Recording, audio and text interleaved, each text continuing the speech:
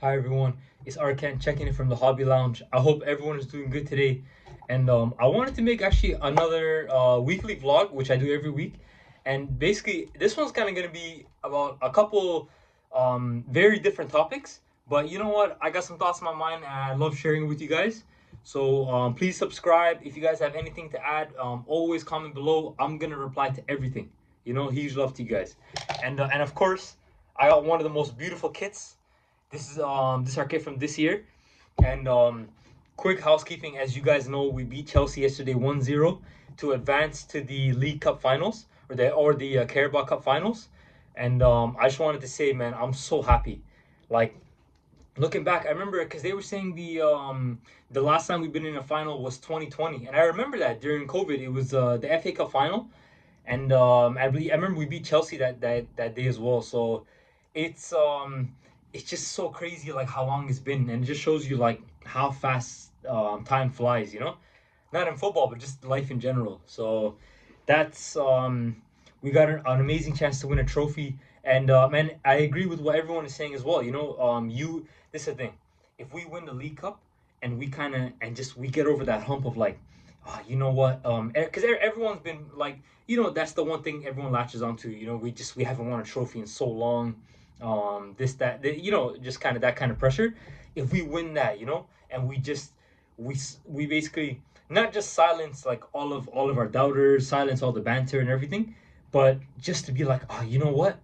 One is in the bag right there, and we can kind of kick on and do amazing things for the rest of the season. Because I remember, and it goes back to the legendary Arsene Wenger.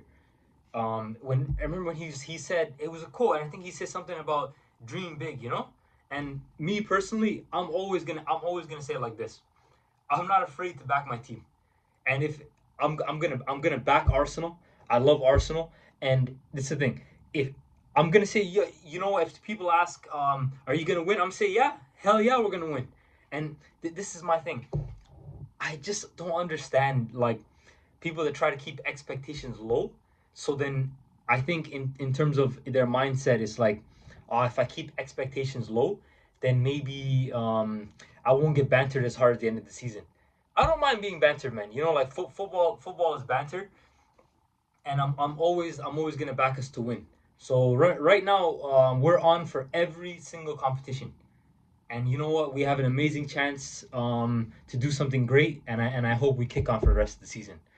So that's the first part of the video. I wanted to talk about my Gunners, but I'm gonna go more in depth on our season probably in a later video. But the two topics I wanted to talk about today, the first one is Michael Carrick, and then the second one I'm gonna talk about is the musical group KATSEYE. And I've actually been introduced to them like I say very very very recently, but I know I love that group, man. And this the funniest thing, I swear I was driving, like I was just kind of driving back from work one day, and I always hear their song Gabriela, and I swear to you, man, I'm turning up the radio when Gabriela comes on. I'm turning up that radio because that's an absolute banger, one of the best songs of the year.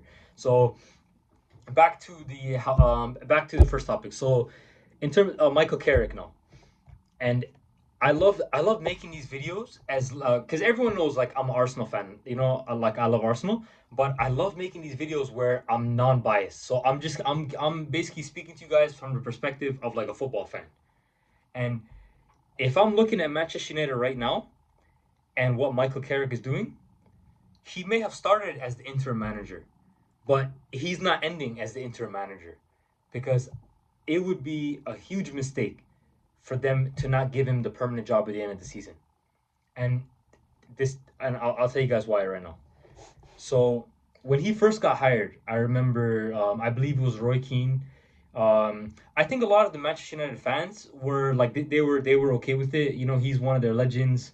Like everyone was kind of like from their perspective, they were happy with Michael Carrick.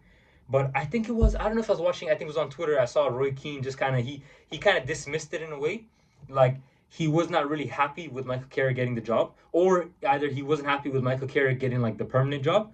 But what he's done in like those in the three games, because I got their schedule right here. Yeah, that win against Manchester City, that was the first eye opener for me. Like the way the way they dominated the ball, like, because this is the thing, it wasn't just like, oh, you know what, we're gonna park the bus, defend, and we're just gonna hit Manchester City on counterattack. No, like, honestly, if you watch that game, they were causing Manchester City a lot of problems. They were actually, for large portions of the match, they were pinning Manchester City deep in their half. So this is the thing, man. So that was the first eye opener. I was like, okay, you know what? But I guess everyone always speaks about the new manager bounce and everything. But okay, let's keep going now. The second match, obviously, as you guys know, they came to the Emirates and they beat us 3-2. And no excuse. Like this is the thing. They deserved their win. And again, I was like, that was another eye opener. I was like, they took their goals very well. I think they executed their tactics and their game plan better than we did. And so, you know what? There's times when you gotta hold your hands and say, man, you know what? They beat us. They were the better team on the day. We can't make excuses about it. And the third one now, this one was a late winner against Fulham 3-2, but this is the thing, 3 for 3, and when even if Michael Carrick came in as interim manager, the way that he's kind of galvanized their team, it's very impressive. I'm being honest with you, it's very impressive. Like, they have attacking patterns. They kind of dominate the ball. Like, as an Arsenal fan, I would be so happy if they give it to a different manager at the end of the season. And then because then now they all the players have to learn his system, and then it's gonna take more time to kind of get into the groove of things. But yeah, as I said, and Michael Carrick, yeah, he started as the interim manager, but he's not gonna end as interim manager. Like, I think he's gonna get the permanent job, and I think he's gonna deserve the permanent job. And this is a great example of basically someone giving you an opportunity, and you kind of making it, like, you taking the opportunity and going with it, basically. Because what I'm seeing right now is basically he's yeah, he's like, you know what, I got given the permanent job, but I'm gonna show everyone what I can do. And as a rival fan looking at Manchester United, no, there's a little bit of worry there. They're dangerous because, as everyone said, it's the truth. Manchester United, they got some very talented players, and it's very evident in the Manchester City game, and when they beat us at the Emirates, they got players that can punish you, like Bruno Fernandes, Amad Diallo, Brian Mbeumo, Mateus Cunha, like those, like all of them, Patrick Dorgu, like they're all talented. They're all very talented players, man.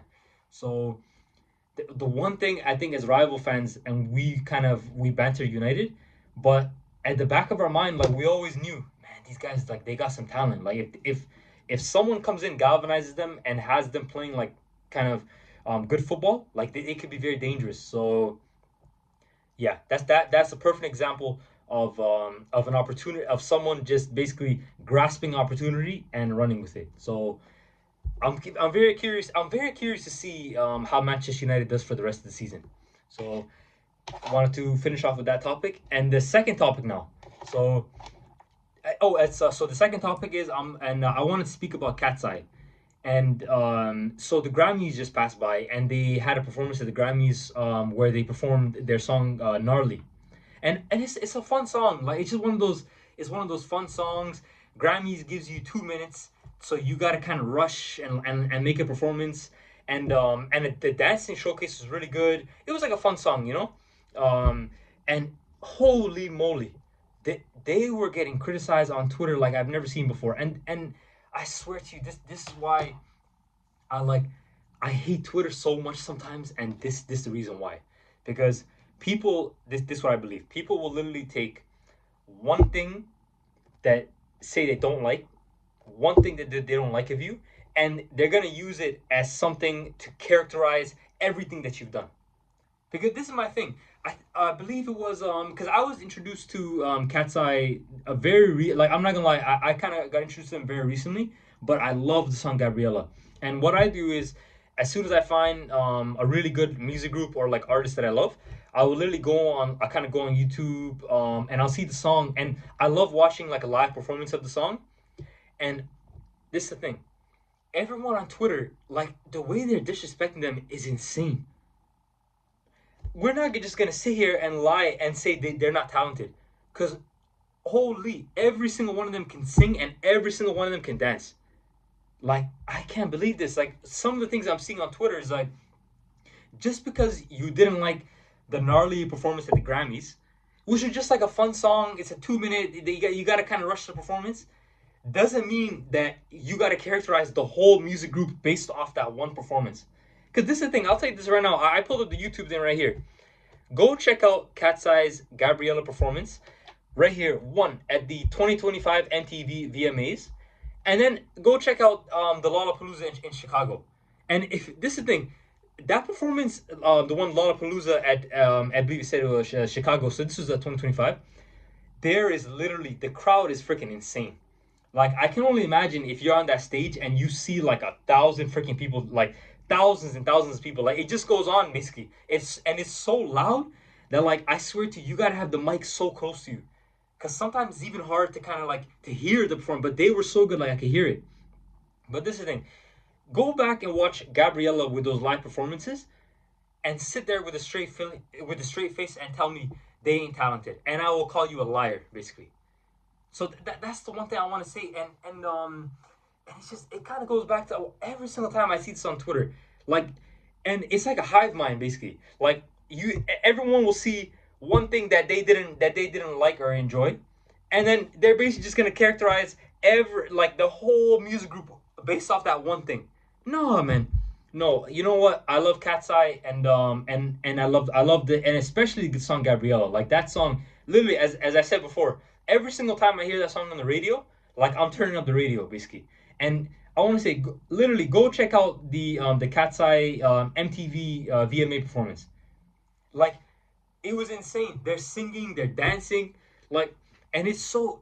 I swear to you, like, sometimes I'm just like, I'm in shock at how people can literally like sing and at the same time do some crazy like dance moves and everything, because it's very difficult. Like, it's very difficult. So I want to defend KATSEYE, basically, and I just don't understand how everyone just kind of joins in, and it's like a hive mind, and we're just gonna hate on this, you know. It's insane, man. It's insane. So and actually, you know, another thing that I'm thinking about, and it goes back kind of to what I said about Michael Carrick earlier, because this is the thing. Manchester United faces Tottenham on Saturday morning, well, early Saturday morning for us here, and literally now, if Manchester United loses one game, everyone is just gonna discredit all those 3 games that he won with Manchester United, and they're just gonna say, you see, this is the Manchester United that we know from before. You see, this is what we were talking about before. No, if they lose one game, it's not gonna discredit the 3 matches before. Because as a rival fan looking at Manchester United, like, he's galvanized them. They are playing very good. They're playing very good attacking football. They're taking their chances. Like, basically, he's given a lot of their attacking players like a platform to kind of to just showcase what you can do. You know, because this is the thing. We have to be honest, man. Like, I know we're rival fans, and we love like bantering Manchester United, but man, they have very talented players. So those guys can ball, basically. Those guys can play, and he's given them the opportunity, basically. So yeah, man. And this is, so I'm waiting for it. I'm telling you guys right now. And this is as an Arsenal fan, and I hate Manchester United. But the first match the Manchester United loses, everyone is just gonna take that as a chance to just say, oh, you know what? Everything that Michael Carrick has done in those previous 3 or 4 matches, let's just characterize it based on this. And yeah, I completely disagree with that. And yeah, I just, you know, I had just a couple thoughts on my mind. I love speaking to you guys, and I'm very, so yeah, I guess those are the 2 main topics for today. If everyone, if and honest, I keep saying this, but you guys, you know, I appreciate your support so much, and I just love making videos for you guys. I love speaking to you about just a multitude of different topics. So yeah, if you guys have anything to comment, let me know. Please subscribe, and you know what? It's great to speak to you guys. I hope you guys have a great rest of your day.